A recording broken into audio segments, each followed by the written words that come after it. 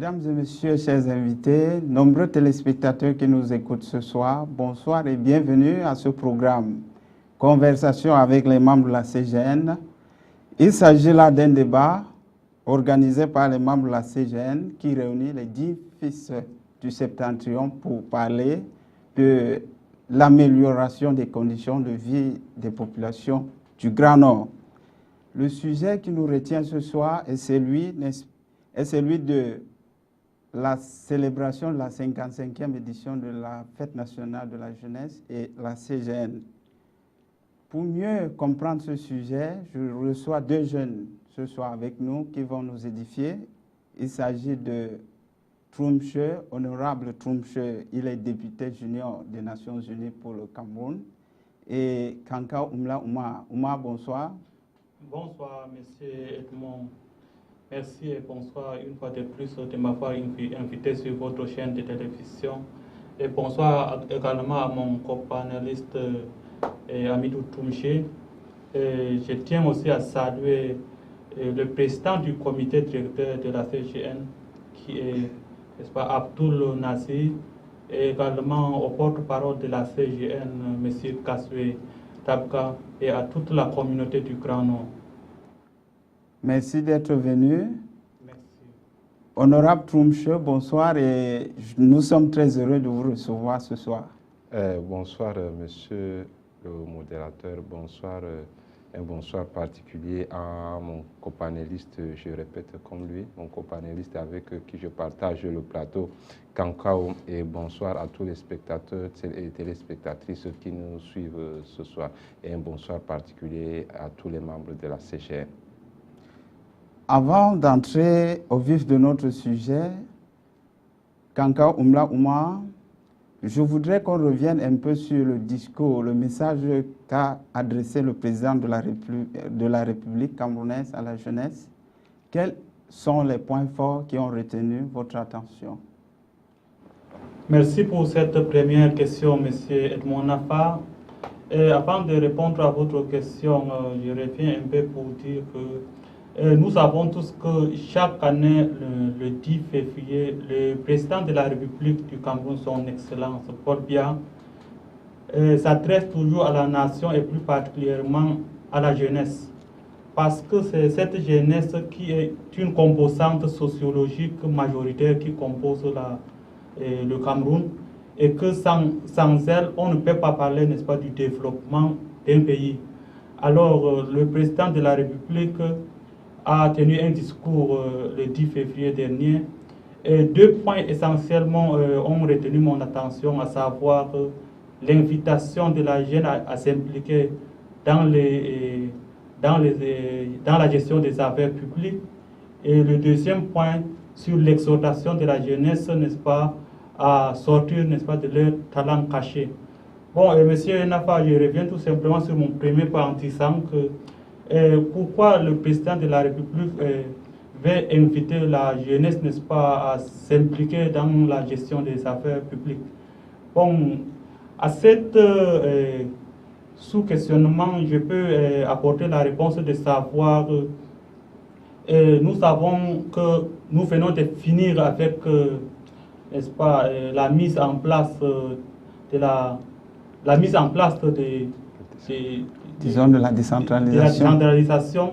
Donc, ceci constitue pas une opportunité pour la jeunesse que nous. Bon, il interpelle alors la jeunesse, n'est-ce pas, à profiter de cette opportunité pour développer le pays. Et le deuxième point qui concerne, n'est-ce pas, l'exhortation de la jeunesse à sortir de leur talent caché. Pourquoi? Parce que, voyez-vous, aujourd'hui, on ne peut pas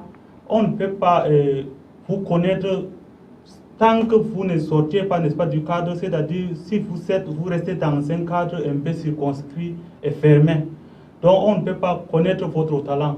Donc si vous venez maintenant partager votre talent avec les autres personnes, les autres communautés, cela permettra de mieux vous connaître et que vous pouvez apprendre d'eux. Ils peuvent également apprendre de vous. Donc voilà les points forts qui ont retenu mon attention durant le discours du président de la République le février le 10 février du mois. Merci, honorable Troumche. Vous avez suivi le président lorsqu'il s'adressait à la jeunesse. Alors, quels sont les points sur lesquels vous vous êtes penché particulièrement? Monsieur Edmond, écoutez, décrypter et analyser l'objectivité et la perspicacité du discours du président de la République, c'est quelque chose, je veux dire, d'un peu difficile. Vous savez que le président de la République, en lui seul d'abord même, est une institution de la République dont on ne peut que donner notre point de vue. En quelque sorte, et lors du discours traditionnel, j'aimerais dire ainsi traditionnel, comme Kankao l'a bien mentionné tout à l'heure, nous savons que le 10 février, il s'adresse particulièrement aux jeunes Camerounais. Dans son allocution, et ce qui a beaucoup plus attiré mon attention, c'est quoi, Monsieur Edmond? C'est que d'abord, le président a parlé de la crise sanitaire que nous vivons depuis un certain moment. Bon, on va revenir sur ça tout à l'heure. Le président de la République encore a mentionné la transition générationnelle, ce qui fait couler beaucoup d'encre et la salive sur les réseaux sociaux. Le président de la République encore a beaucoup parlé de la décentralisation, que j'ai tant beaucoup plus admiré, la décentralisation. Pour sortir de là, le président de la République encore a invité beaucoup plus les jeunes de s'intéresser aux affaires locales. Pour revenir maintenant sur la crise sanitaire qui se vit sur le triangle national au Cameroun depuis un certain moment, il faut rappeler que dans les lieux publics, la majorité des citoyens camerounais n'arborent pas leur masque, donc ils n'observent pas les mesures barrières. Donc le président de la République a beaucoup plus invité donc, ces citoyens à beaucoup plus observer les mesures barrières. Je voulais encore un peu aller plus loin. Et dans les années 2000 à 2004, est-ce que, M. Edmond, vous avez entendu parler, je veux dire quoi? C'est le Covid aussi, mais on parlait de SRAS, syndrome respiratoire aigu. Donc, il y avait eu, je pense, à ce temps de 400 à 700 morts. Pourquoi je parle ainsi? C'est pour beaucoup plus parler aussi des mesures, en quelque sorte, anticiper le virus. Donc, moi, je pense qu'il faut que les jeunes Camerounais soient conscients de cette pandémie, parce que sachez que le corona n'est pas fini, le corona est dans nos murs. Donc j'invite les uns et les autres à observer les mesures barrières. Et pour aller sur le point de la transition générationnelle que le président de la République a mentionné, c'est bien beau la transition générationnelle. Comme point de vue, ce que je peux dire ici, vous savez, quand nous étions dans l'autonomie interne, pour parler comme le professeur Joseph Ona, l'autonomie interne, je fais allusion, je prends même l'exemple du président de la République du Cameroun. C'était, je pense bien, en 1967. Il était comme secrétaire général à la présidence et il était encore comme directeur du cabinet du président de la République. Donc, il exerçait les deux fonctions à la fois. Pourquoi je parle ainsi? Ça veut dire que il faut rappeler d'abord qu'en 1967, il avait, je pense bien, 34 ans, 37 ans comme ça. Donc, pourquoi je parle de cela? Parce que c'est son engouement, parce que c'est une personne qui est très dynamique.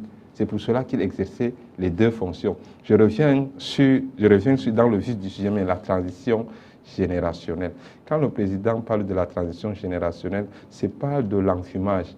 Il faut savoir que ça se voit déjà et ce n'est pas seulement la théorie, ce n'est pas comme disait quelqu'un, ce qu'on a parlé seulement, mais ça se voit. Ce qui me permet de chuter sur la décentralisation. Vous voyez avec la décentralisation aujourd'hui, on voit déjà la décentralisation. Pourquoi je dis cela? Vous voyez, après la sortie des élections sénatoriales d'abord, je pense bien de 2018, avec les élections du conseil régional, nous pouvons affirmer que nous sommes quittés de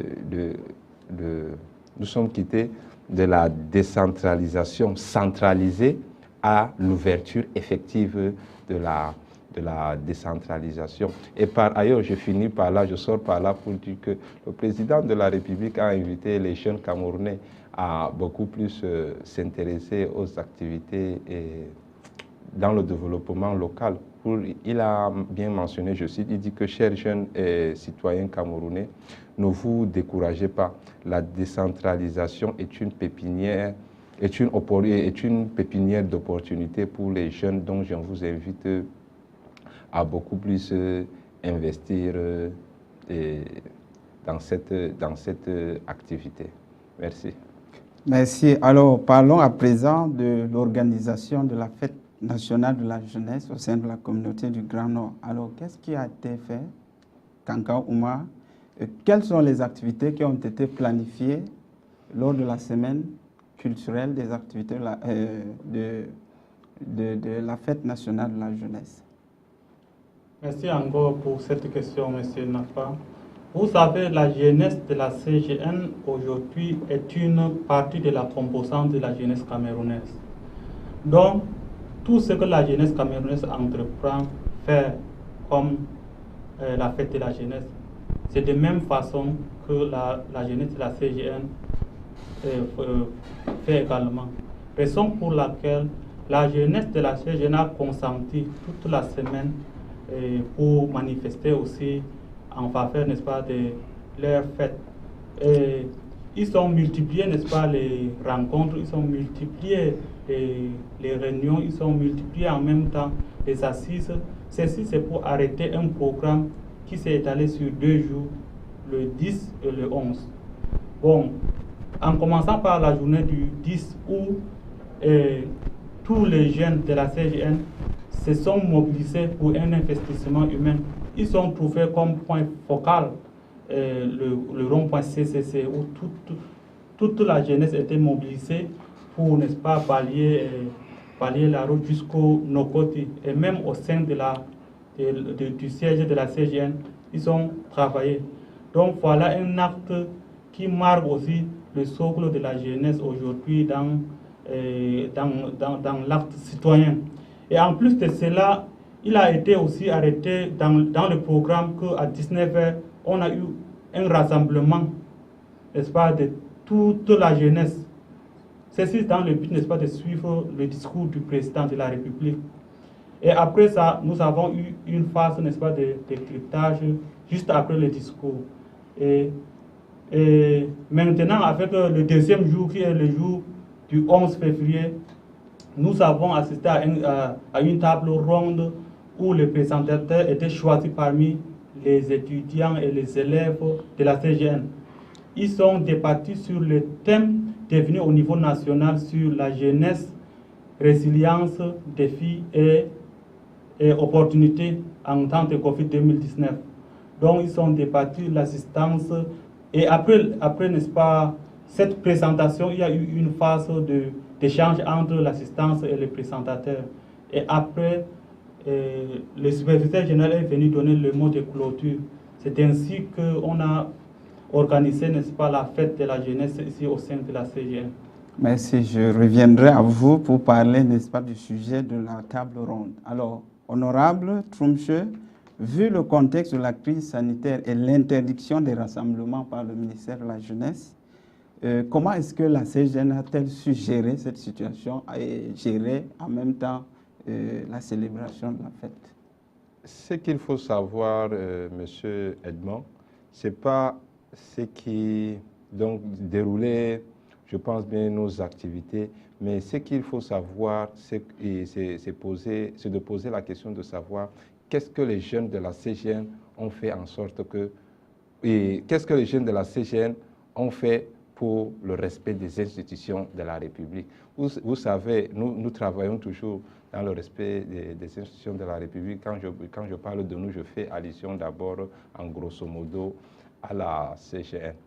En quelque sorte, comme point de vue, ce que je peux dire ici, vous savez aussi, aujourd'hui, la jeunesse, quand on parle de la jeunesse de la CGN, en particulier, on parle en général de la jeunesse camerounaise. Pourquoi je dis cela? Parce que vous voyez, depuis la création de la CGN a beaucoup plus mis l'accent sur sa jeunesse. Et vous savez bien, comme disait quelqu'un, un citoyen bien formé est une richesse pour le développement de sa communauté et par extension de la communauté nationale. Je reviens encore sur le discours du président de la République. Quand le président de la République est en train de faire son discours, il a cité le nom de certains jeunes, comme par exemple pour citer notre dame de fer, Djaïli Amadou Amal. Donc en quelque sorte, c'est une jeunesse, pour parler comme quelqu'un d'autre, donc une jeunesse qui est le fer de lance de la nation.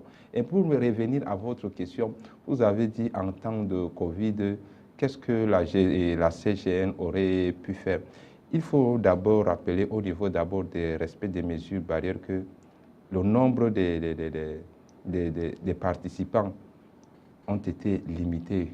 Je pense bien, oui, ont été limités et les mesures barrières même ont été respectées. C'est ça qui prouve donc l'engouement, l'adhésion d'abord de la CGN aux institutions de la République. Et revenons sur ce que les jeunes de la CGN même ont fait lors de la semaine de la jeunesse.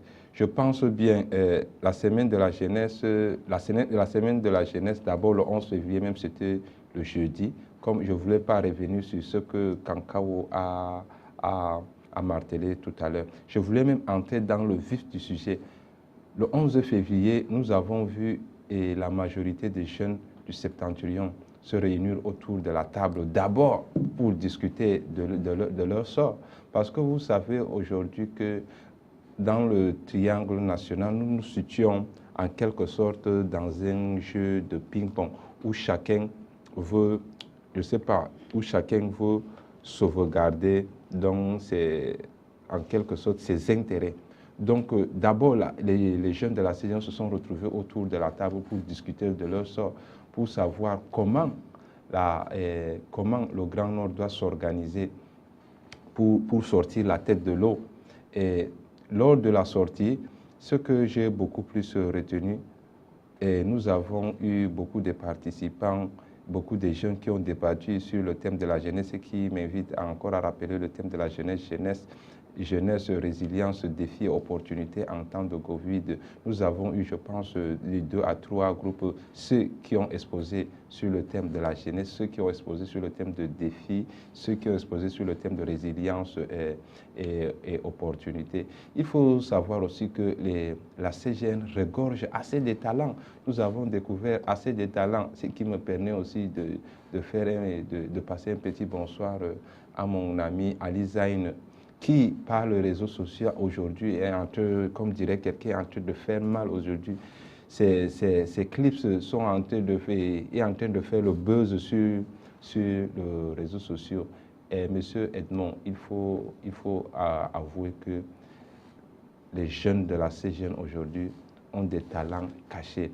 Et je pense que ces talents cachés doivent être mis sur le terrain pour que nous accompagnions le Cameroun même.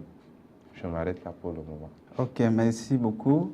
Je reviens donc à vous, Kankao. Tout à l'heure, vous parliez de la table ronde. Alors, il y a un aspect de la table ronde qui m'intéresse particulièrement, c'est l'opportunité ou les opportunités en temps de Covid-2019. Alors, quelles sont les opportunités qui sont ouvertes à la jeunesse du Septentrion en temps de Covid-2019?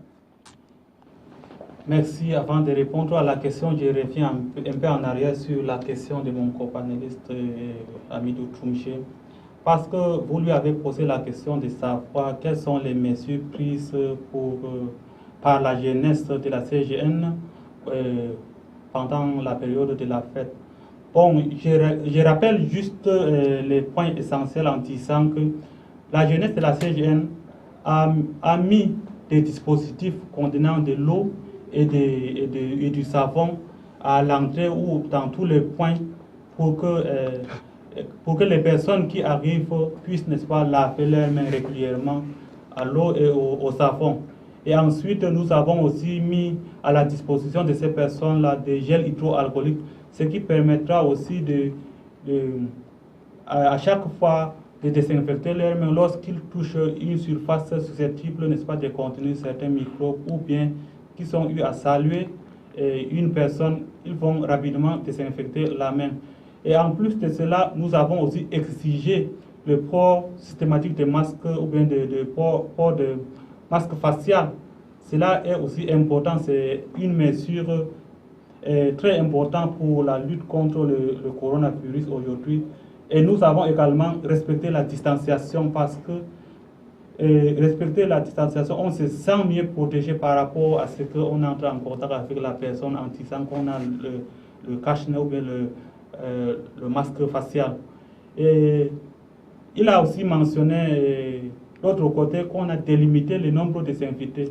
Pourquoi? Parce qu'aujourd'hui, les mesures avec la nouvelle couche, qu'on en parle tous les jours, il est évident qu'on prenne ces mesures-là parce que nous sommes dans un pays démocratique et il faut qu'on respecte la Constitution et les mesures prises ont été respectées.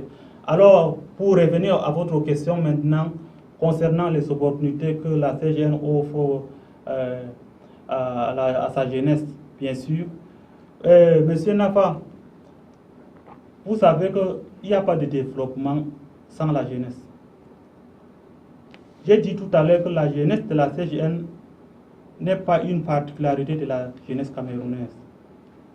Bon, si aujourd'hui la CGN éduque ses fils, surtout la jeunesse, si la CGN forme les étudiants, si la CGN arrive, n'est-ce pas, à épanouir les fils et filles du grand nom, cela serait très important parce que c'est cette jeunesse-là qui est la relève de demain.